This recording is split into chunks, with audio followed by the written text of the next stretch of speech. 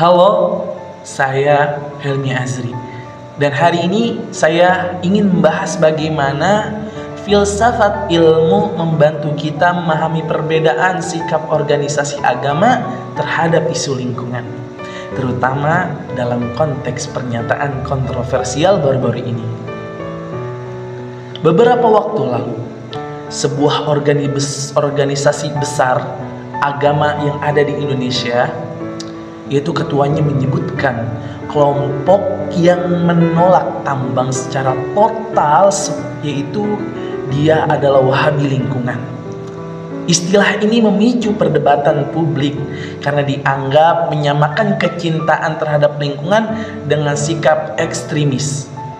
Padahal banyak aktivis lingkungan hanya ingin menjaga bumi dari kerusakan yang nyata. Dari sudut epistemologi, ini menunjukkan adanya benturan cara pandang terhadap kebenaran. Bagi ilmuwan dan aktivis lingkungan, data kerusakan ekologis adalah fakta yang harus ditanggapi serius. Namun, sebagian tokoh agama mungkin melihatnya dari sudut maslahat sosial atau ekonomi, sehingga pendekatannya berbeda. Kemudian, secara metodologi, filsafat ilmu mengajarkan bahwa pendekatan terhadap isu lingkungan tidak bisa tunggal. Kita perlu pendekatan interdisipliner, menggabungkan sains, etika, dan nilai-nilai spiritual. Menyederhanakan perbedaan pandangan dengan label seperti Wahabi justru menutup ruang dialog yang sehat.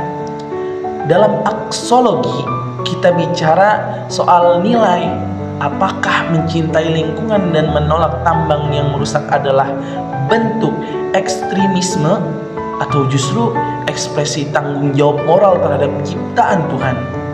Filsafat ilmu membantu kita menyadari bahwa menjaga lingkungan bukan hanya soal teknis, tapi juga soal etika dan keberpihakan pada generasi masa depan.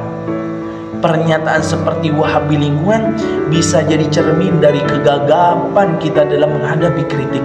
Tapi justru disinilah filsafat ilmu hadir untuk mengajak kita berpikir jernih, tidak kreatif, dan membuka ruang diskusi yang lebih baik. Karena pada akhirnya bumi ini bukan milik satu golongan, ia milik semua makhluk hidup dan kita semua punya tanggung jawab menjaganya. Namun, jika kita mau jujur, diskusi tentang lingkungan hidup seharusnya tidak berhenti di istilah atau label. Ia harus berlanjut pada pencarian solusi yang adil dan inklusif. Filsafat ilmu mendorong kita untuk bertanya lebih dalam. Apa yang sebenarnya sedang kita perjuangkan? Apakah sekedar mempertahankan posisi sosial atau politik? Atau sungguh-sungguh ingin menyeimbangkan antara pembangunan dan keberlanjutan? Di sini muncul pertanyaan penting dalam ranah ontologi. Apa hakikat hubungan manusia dengan alam? Dalam banyak ajaran agama, manusia bukanlah penguasa absolut atas bumi, melainkan khalifah, pemimpin yang punya mandat moral untuk menjaga dan merawat. Artinya, eksploitasi alam tanpa kendali bukan saja bertentangan dengan prinsip ilmiah, tapi juga nilai-nilai spiritualitas yang luhur. Sayangnya, dalam praktik sosial dan kebijakan, narasi spiritual ini sering kalah oleh wacana ekonomi politik. Pembangunan dianggap berhasil jika menghasilkan angka pertumbuhan tanpa selalu mempertimbangkan dampak ekologis jangka panjang.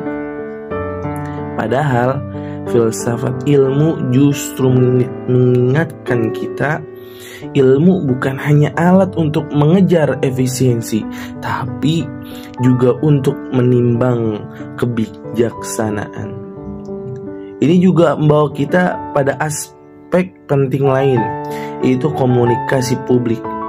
Saat istilah seperti Wahabi lingkungan digunakan di ruang publik, yang terjadi bukan hanya kontroversi, tapi juga polarisasi. Label semacam ini mudah dipakai untuk mendiskreditkan lawan, tapi sulit menjadi jembatan menuju pengertian.